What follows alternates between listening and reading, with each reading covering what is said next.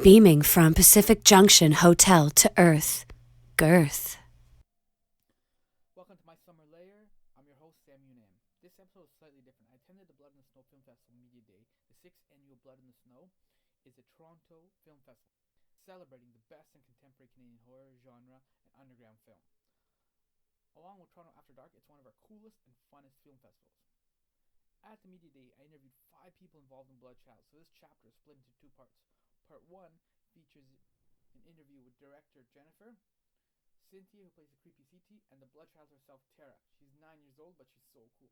Part 2 is an interview with Alyx, who's the main character, Ashley, and Bloodchild's line producer, Emily. This festival, Blood, it runs, get it, November 23 to 26th at the Royal Cinema with after parties at the Monarch Tavern. It's a good time. You should go. For now, here is part 1 of my interview with Bloodchild, the director Jennifer, Cynthia, and Tara, the Bloodchild herself. All right, thank you, ladies, for joining me.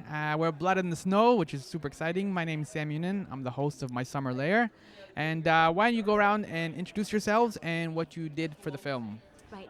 My name is Cynthia MacQuarrie, and I am the mysterious character as one of the leads in the film. I play Siti.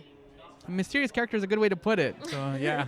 I'm not in the trailer, but I play a pivotal role. Oh, yeah, you do, yeah. But your voice is in the trailer. My voice, oh yes, my voice, mysterious voice. So I'm Jennifer Phillips. I'm the director, writer, PA, production designer. I'm basically everything. Yeah, your name is like all over the credits. It's terrible. I had like nothing else to put in those blanks. So yeah. So I'm basically, I created Bloodchild. The joy of independent cinema. Exactly. Yeah. And I'm Chitaroni, and I was the ghost child. Okay. I want to ask you first, since you have the mic, was it fun playing a ghost child? Yes, I loved it. Was it scary? Yeah. Why was it scary for you? Well, because I've never been in a horror movie, and it was really scary because the way they did my makeup and Yeah. Yeah. The makeup was scary. yeah. Did you use the makeup for Halloween too? Did you get to go out for Halloween and go trick-or-treating with that? That would have been pretty good. For Halloween, I was a zombie. I was a zombie bride, and my mom did my makeup, and it looked like I had a hole in my head. And so after doing Bloodchild and after being the Bloodchild, has this convinced you to keep going with movies and keep Yes. making movies? Yes, Do you want to keep making horror movies or do you want to make all kinds of movies? all kinds of movies. Do you have a couple of favorite movies of your own? I like a lot of movies. That's hard to decide. That's fair. And how did you get hired or how did you get cast for Bloodchild? Well, I don't really know that because my mom did it, and she just asked me if I wanted to, and I said yes. All right. And it was fun? Yeah. And your director was good? She didn't Yeah. push you around? She didn't make you cry? No. She made us cry. She made you guys cry? With her cuteness and adorableness. Yeah, and it was kind of fun, and you weren't intimidated at all by hanging out with all the adults and No. other... Oh, okay. Well, you're a braver woman than I am. We're not that scary to hang out with. No, but to be that age and then to be doing a horror movie Yeah, is she's- like... No, she was great. I mean, Yeah. we had like long days, and she was just like a trooper. She was good. She was patient. She was having fun. We loved having her on set. How did Bloodchild come into your life? Your mom booked you as well, or...? No, I'm an independent actress. My mom did not know anything about this. Okay. I just said, "All right, Mom, I'm off, taking a plane to Toronto. See you in a month. Bye." Yeah. Yeah. I worked with Jen before, and on a few theatre productions. In Singapore and in Edinburgh and Scotland, so that's how we knew each other and how I got involved in the project. What kind of direction did she give you? Because your character is like super creepy and super reserved, but like you said, you're not necessarily in the trailer, but you have a very subtle influence over the whole thing. What kind of direction did Jen give you in terms of like your character and building your character, or were you just got free reign? I think I had a lot of free reign. I was the one who was feeling insecure, going, Jen, you've got to tell me, what do you want? I'm not sure. I think I like to believe I had great instincts, but I did get a little insecure when, like Jen just goes, okay, just give me what you feel or what you're doing great. And I'm like, are you sure? I think the character, I was just being what I understand a typical helper, a Southeast Asian helper in Singapore was like. And based on Jen's script, which, by the way, I was really scared of. I got a little scared. I couldn't read it one go because I don't like horror films, to be honest. Really? Yeah, I get scared. I don't watch horror. And so when I was given the script, I read it and I went, okay, I'm just going to play her like it is. The script itself will give the creepiness or the mysteriousness or her intentions. I just had to play the emotion. That's my strength, emotion. Yeah. Yeah. And Jen, in terms of you getting involved, it says at the beginning, this is a true story. It is. So back to like Cynthia, I know she kept asking me and give her direction, but she was a one take wonder. Like every time she did a take, our DP and everything, we were like, okay, that's good enough. We don't have to do it again. So it was great. She saved us a lot of time. So I always tell her she's just like perfect. So it was good. It helped me out a lot. But in terms of the story, it is a true story. In Southeast Asia, raising ghost children in various circles, it's quite common. And my aunt, who is now very old, I remember growing up, and she was the one who kept telling us these stories about family members and neighbors raising ghost children. So that's how the story came about, was basically from her. And the casting everybody too, like you wanted to keep all those kind of like the connection between Singapore and then the Eastern magic and all those elements together. Yeah, I did. And I think that there were certain rules that were written for very specific people because I knew ahead of time who I wanted on the project. So Cynthia, I wrote the role, even though it was based on a typical helper in Southeast Asia, I wrote the role basically for her. The neighbor, Naomi, who is Charlotte, who's not here today, I wrote that specifically for her as well, just because I know a lot of my actors. Lisa, who plays the mother, Ashley's mother, she was great. Yeah, she's great, isn't she?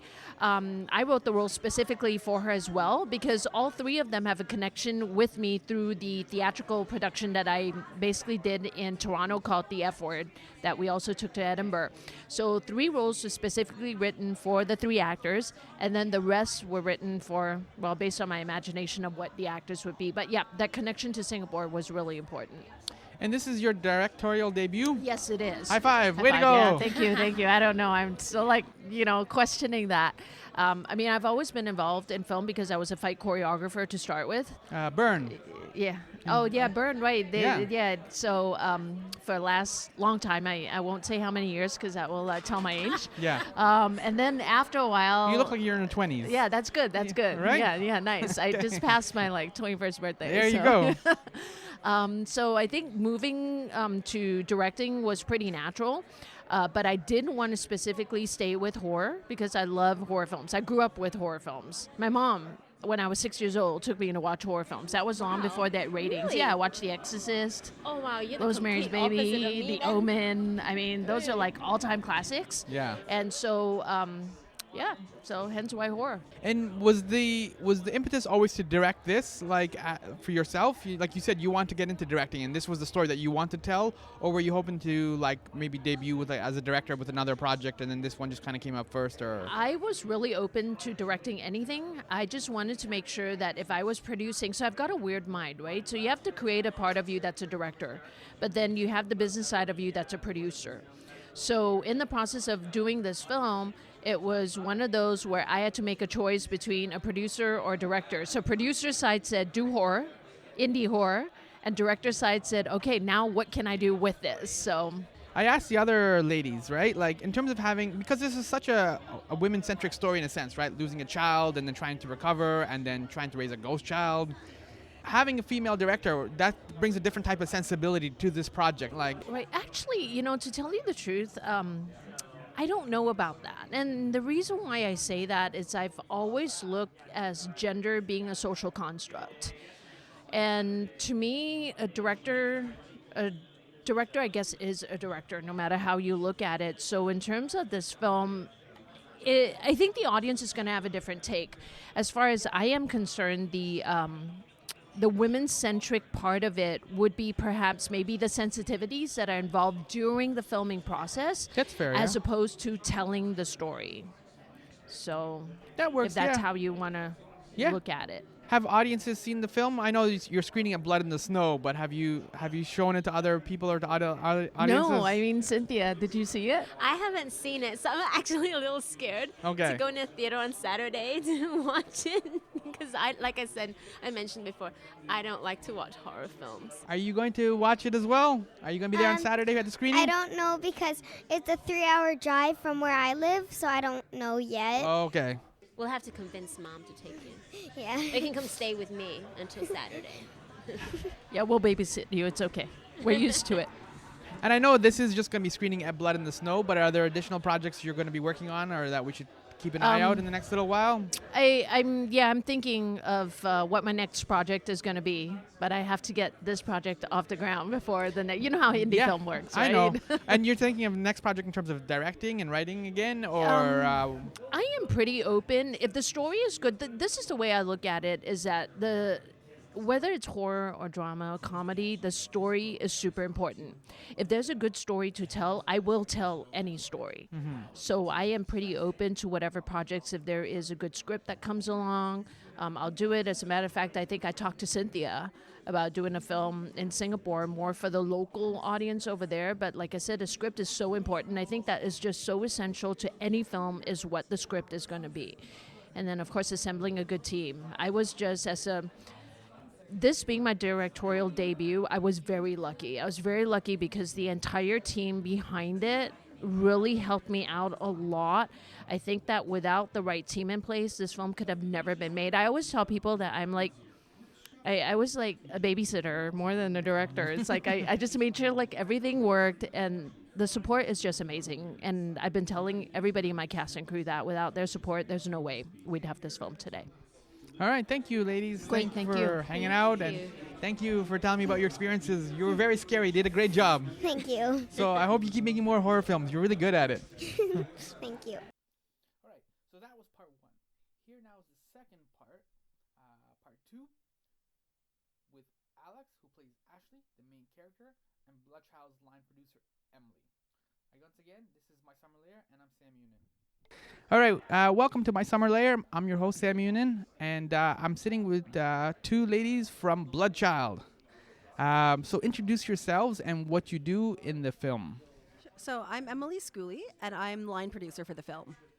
My name is Alyx Melone, and I was one of the lead actresses in the film. Mm-hmm. How did this film kind of come to you as the lead actress? Because you get all the heavy lifting. This is something I found online, I think on one of those Mandy or something like that. And I had submitted myself for a smaller part. And when I came in for the audition, Jen asked me to read for the leading part. And so I did a cold read of this really emotional scene. And not too long after, I was contacted by Jen. She sent me the full script. And almost a week later, we were on set shooting.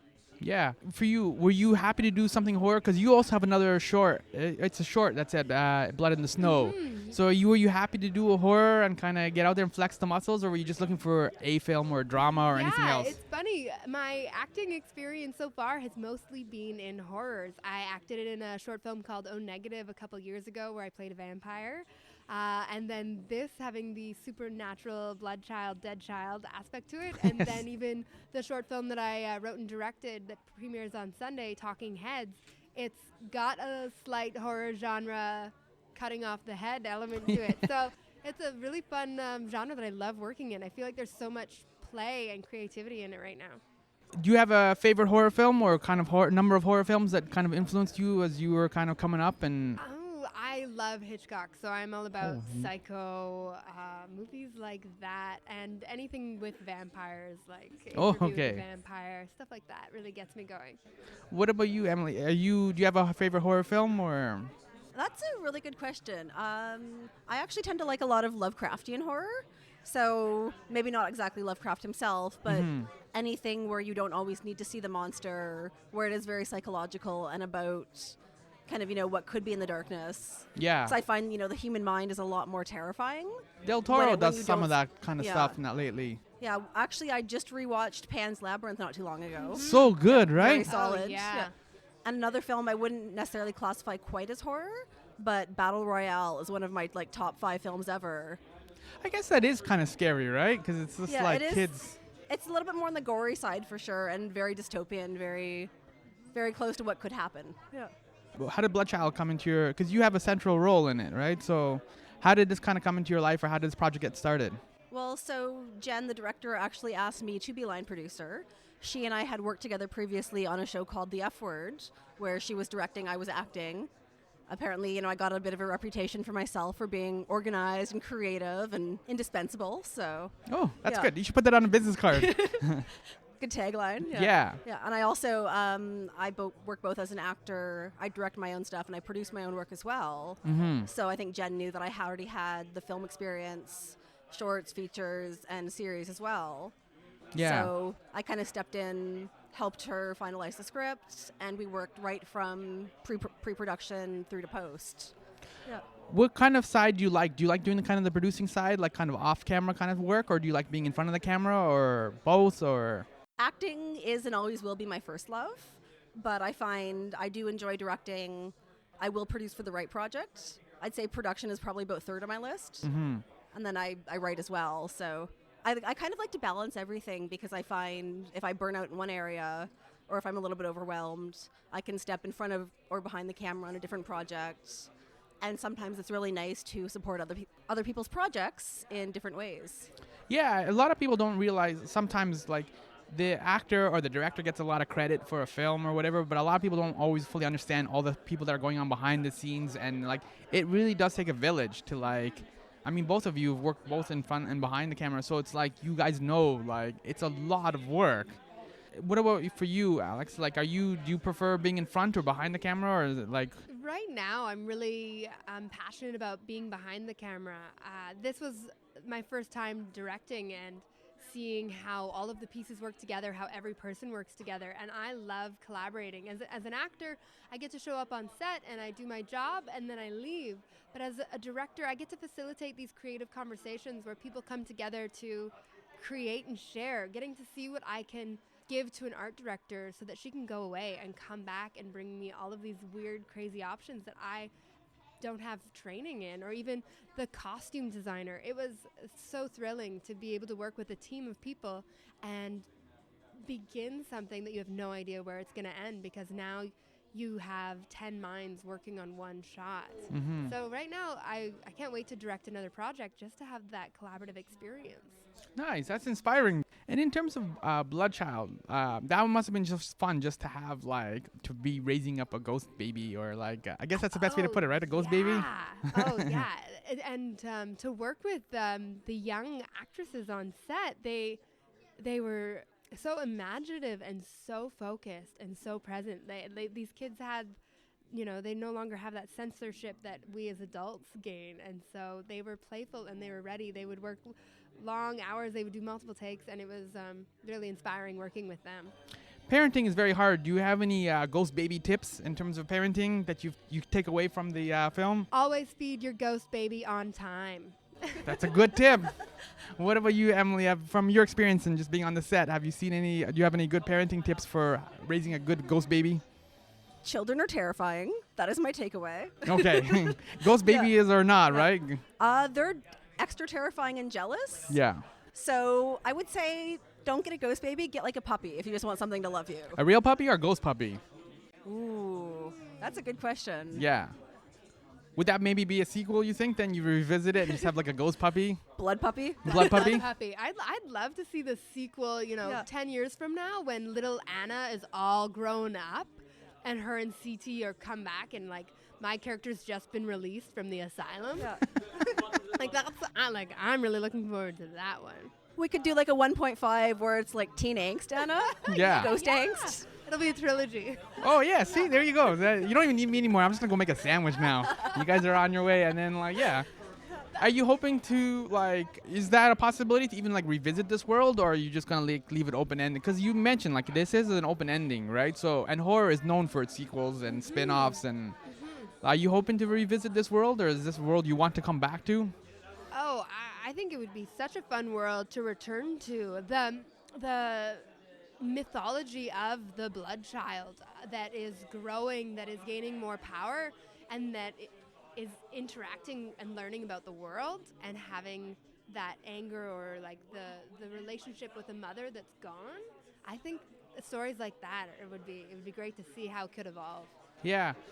How does your off-camera work? To go back to that, so you as a director, you as doing producing, how does that kind of influence, or does it influence your your acting? Does that, when you come away from doing off-camera work and then you come back to doing acting, does that kind of change at all? Have you gotten better? Does it kind of have an influence? Well, it was working on this film. This is the first time I've ever worked with a female director, and so it was really inspiring. I had never directed before Talking Heads, so we made Bloodchild, and I just started to get really itchy to make something, and I was like, I saw Jen do it. It can be done, and that's what led me into making Talking Heads. And now I do feel as an actor I'm so much more informed, and it has changed everything about my acting because of stepping behind the camera.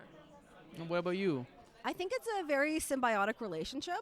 So understanding, from an acting point of view, how actors work, what they need, that definitely informs my process as a producer, as a director. And then conversely, as an actor, I feel like it makes me sort of a better human being when I am working with directors that, maybe are getting a little bit frustrated, or production snafus come up as they always do. It's given me kind of a lot more sympathy and a lot more empathy. Mm-hmm. And also just understanding the scope of, actors are the face you see, but for the face you see on screen, there's 10, 20, 50, 100 people that are there to make them look good, that, all these people do very important jobs on set, but often don't sort of get the same kind of credit and recognition. Yeah. Yeah, I see. Now working with directors, it's I understand they're experiencing a lot more. I'm just getting ready for one scene, but they are trying to keep the full big picture in motion so that the day can run on time, so that the 25 people who are all doing separate things to prepare for the next shot can make it happen. And it's such a powerful position, but there's a lot to hold on their shoulders. Oh, for sure. And I was going to say, we talked very briefly about Del Toro, too. Yeah. I actually just got to check out his exhibit at the AGO. So good! Yeah, so amazing. Yeah. And I found so much to take away, kind of both as a director and as an actor, where it's, how does he get his inspiration? How does he build his worlds, So even things like, oh, well, what color should this be? What kind of lighting should we use? These are things that I think, as an actor, it's kind of good to be aware of why things are being chosen.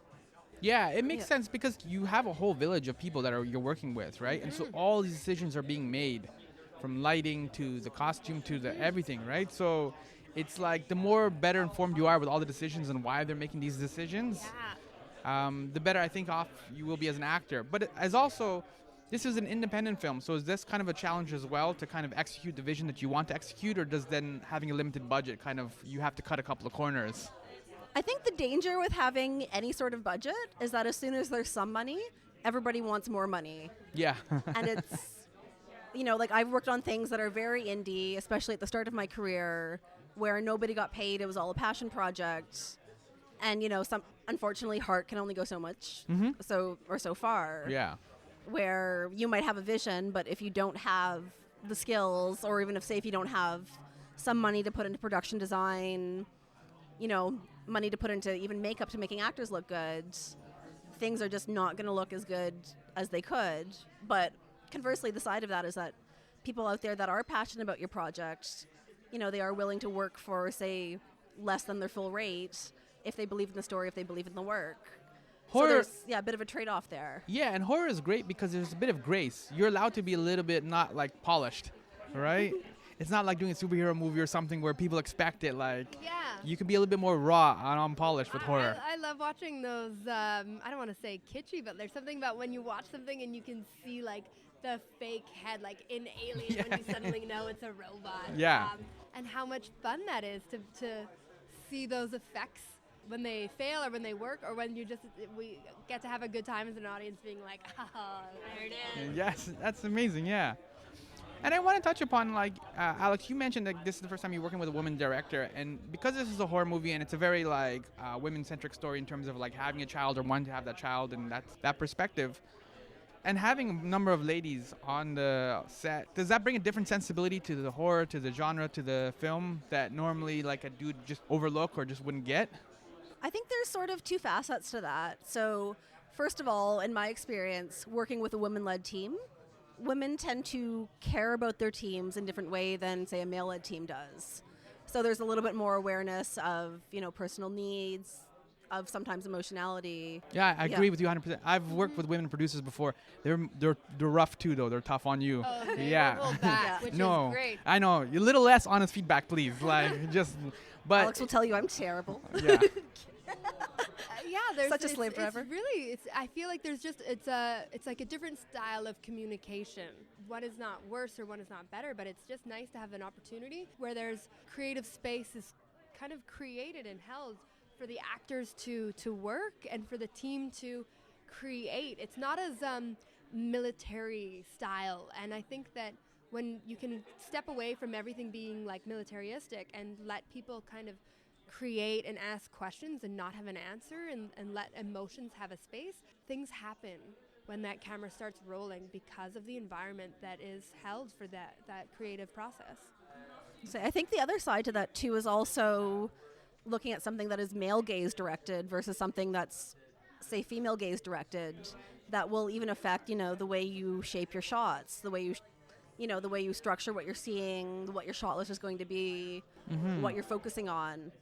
Yeah, and that's why I was like bringing it up, because this is a very like Alyx's character, like it's a very female-centric type role, and it's like you're dealing with this huge emotional thing of like losing a child and then raising a ghost child. Like these are like really significant issues, and whether it's a male directing it or female directing it, it would bring two different sensibilities, which is what you're talking about, Emily, like to the party. Yeah, I think one thing that's kind of important with that too is that we very much allowed for Alyx's character to be a messy and complete woman.